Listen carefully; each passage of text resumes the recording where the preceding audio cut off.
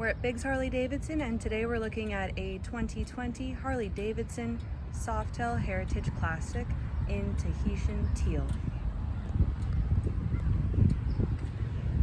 This is one of my favorite paint jobs that Harley has come out with lately. I love that it has a mini bar and shield pattern inside the Tahitian teal stripes. We've got these beautiful spoked wheels.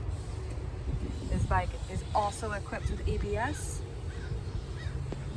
We have engine guards front and rear, rider floorboards.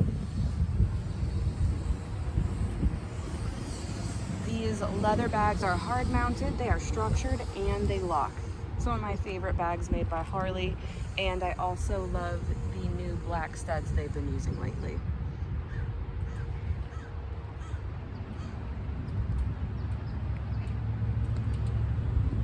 We also have that 107 cubic inch engine. This is an extremely clean motorcycle. Nice tall windshield. This is great for commuting, freeway riding, small trips. We are keyless, so we run on a fob. And this motorcycle only has 2,006 miles. Again, we're at Biggs Harley Davidson. We're located in San Marcos, California, and we are open for test rides 6 days a week.